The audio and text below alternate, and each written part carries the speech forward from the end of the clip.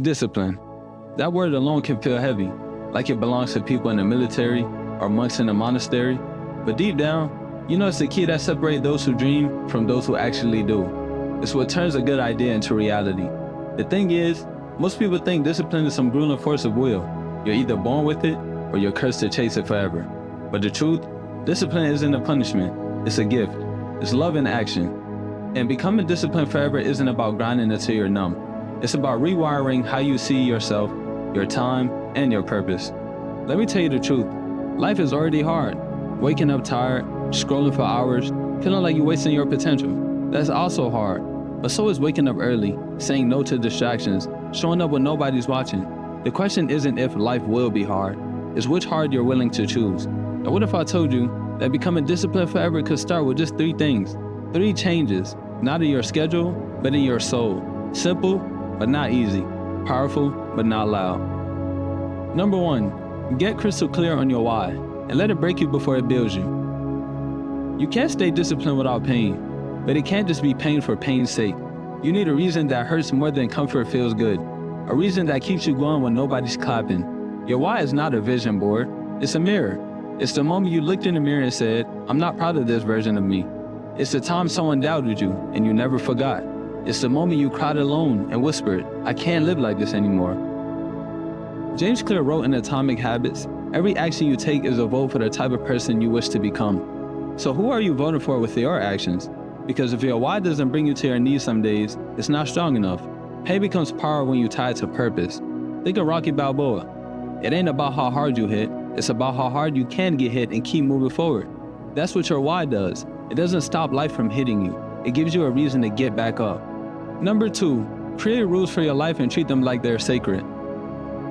Here's the thing, we admire people with discipline not because they're superhuman, but because they have rules.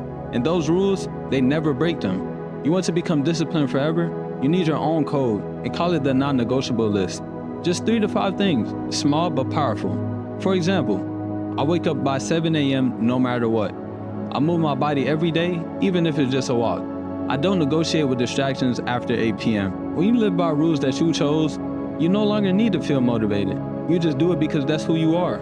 You become a walking contract. Remember what Batman said in The Dark Knight? It's not who I am underneath, but what I do that defines me.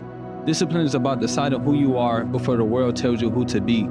There will be moments you want to break your rules, when no one is looking, when you're tired, when it feels unfair.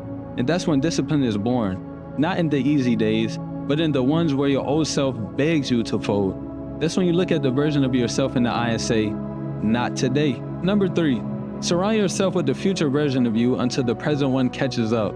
You cannot stay disciplined in a room that celebrates your excuses. Your environment is either pulling you forward or holding you hostage. You want to become disciplined forever, you say. Design your world around who you want to be and not who you've been. Cut off voices that tell you you've changed. Yes, you have changed. That's the point. Hang around people who make you level up just by existing. Listen to podcasts, read books, put quotes on your walls if you have to. Live inside the energy of your future self until your current self feels uncomfortable being lazy. There's a quote from The Matrix. Morpheus says to Neo, there's a difference between knowing the path and walking the path. Discipline is choosing every day to walk the path, even when it's boring, especially when it's boring. Growth is repetition, not the rush. And remember this, you don't need a crowd to become great. Most of your discipline will be built in silence. While others party, you plan. While others sleep, you grind. While others talk, you execute. It's lonely sometimes, but you're not alone. You're becoming someone your future self will thank you for. There will come a moment, you know when it hits, when you are tired, overwhelmed, and asking, what's the point? That's your turning point. That's when your body wants to quit, but your soul remembers why you started. That's when you feel the gap between who you are and who you're becoming. Instead of turning back, you step forward anyway. Discipline isn't about being perfect.